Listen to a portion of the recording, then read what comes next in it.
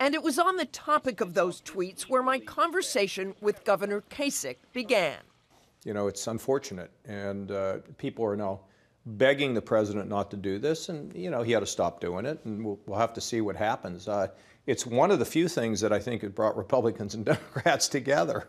They spend so much time fighting, and then they're all aghast, you know, and so it's just not the way we ought to be. The coarseness is not acceptable. You know, one of the things his staff says is that he has a right to fight back at personal criticism he's received. Look, Martha, this is not designed to kind of excuse anything, but it was early in my administration when I was having trouble, when I was first elected governor, that my wife came to me one day and she said, "John, you're the governor of Ohio, you're the father of Ohio, why don't you act like it?" And sometimes it takes people a while to understand the way in which they're supposed to lead. And what I would hope, and I've been saying this now for a long period of time, you know, I mean, I just hope he grows into this job and understands you need to be a unifier. Any politician who is not a unifier, you know, is not somebody that I want to be for. So I'm hoping that he'll, you know, that his family's going to talk to him and they'll say, knock it off. I hope so. But I think in Washington, we have bigger issues than people being outraged by somebody else's tweet.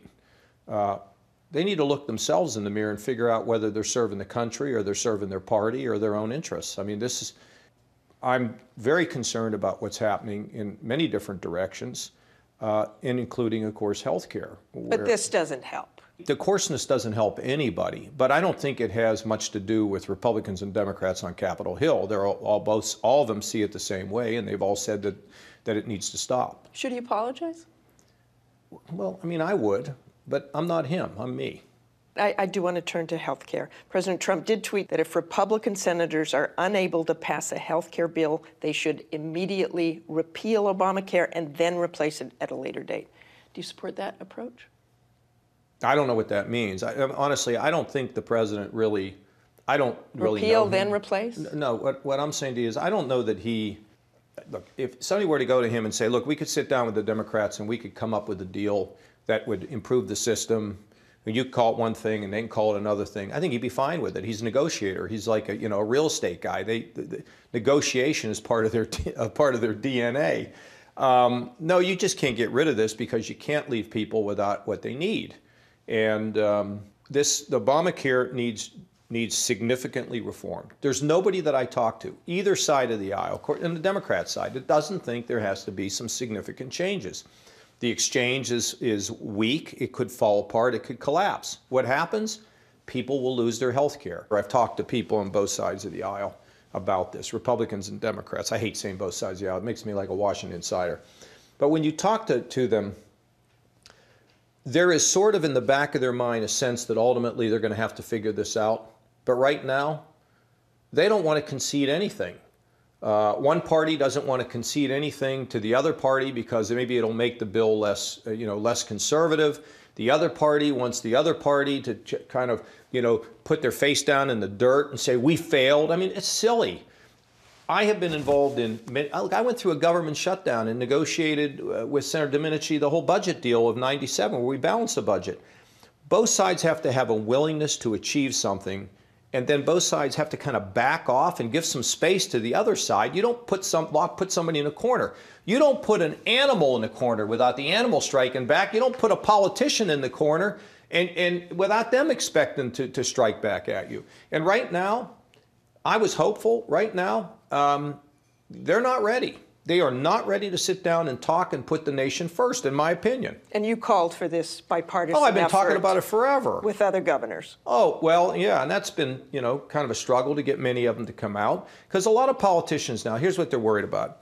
If you're a Democrat, you're worried about your base on the left, and if you're a Republican, you're worried about your base on the right. So what's the incentive? Well, the incentive is no one will ever remember you. The incentive is you're in that business. You give up a lot to be in politics. Believe me, people don't really think that, but you do. You give up a lot to be in politics. And if you're not there to change the world, I don't know what you're there for. I mean, it doesn't make any sense to me. So you can't go home and look at your plaques at the end of the day, because every politician has like 1 million plaques on their wall, okay? You don't go home and look at that. You don't get anything for that. And you can't go home and say, boy, I really served the Democratic Party or the Republican Party. You want to go home and, the 4th of July, any of these special holidays that recognize our country, You want to feel like you built a stronger nation, which means you help build the people and put them in a stronger place where everyone's lifted. I mean, I don't know how you could sit down there and not put the country first. Everyone we talk to in Ohio, everyone is concerned that putting country first is being lost, swallowed up in all the D.C. partisanship. I really dislike the fact that it has to be one party against another. Doesn't seem like we're working together. It appears to me that anybody that we elect doesn't seem to be working for us. They seem to be working for the party. It's either Democrat or it's Republican. It's not about the United States. It's about Democrats or Republicans. Who's against something, they're either all for or all against. That's all politics. Has nothing to do with our agenda. Hopefully we can get a few people talking to each other instead of just arguing all the time. I'm hoping that this will bring Congress together and get rid of some of this partisanship and have them actually take a look at these things without thinking about the next election and do the job they're supposed to be doing. That's what I'd like to see. How do you get them to understand it and the things you're talking about?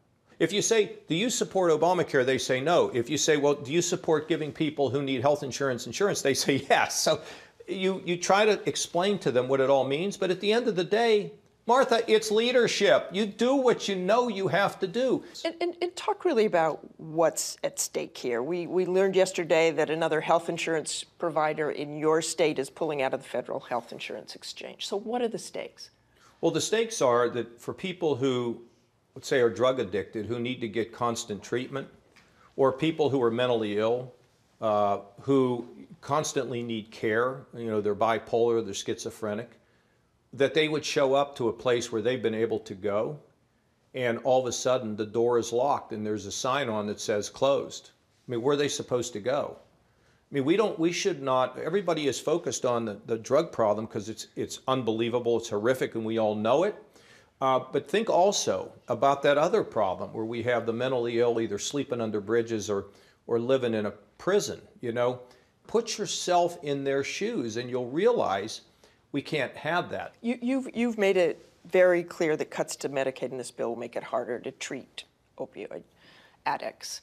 So is that your only concern really in this bill? Are there any other specific things in this bill? Would that solve it? It's not just Medicaid and the fact that there's not enough money in Medicaid legitimately to treat people and be able to reform the program, but it's also the issue on the other side, the exchange, where the exchange is collapsing, and you can't also give people $3,000 or $4,000 a year in tax credits and think they can buy an insurance policy. What kind of an insurance policy can you buy at $3,000 or $4,000 a year? I mean, your deductibles would be so high that you couldn't afford to get any health care. So no, it's the whole thing. It's not just Medicaid, it's the entire bill, entire package, which I believe can and will be fixed if people will put the country first. So just to be clear, a substantial increase in funding for opioid addiction would not do it. No, especially if they're going to give $45 billion, over 10 years.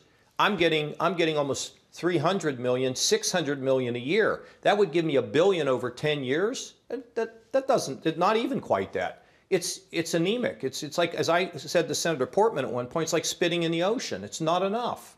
But that's what they're going to use, these efforts to try to buy people off, and they'll throw big high numbers, but they won't understand what the impact is on the program. And that's why I continue to speak out. Look, do you think that I like to have to fight the leaders in my own party over this? Of course not. There's no joy in that. But John Kennedy may have said it best.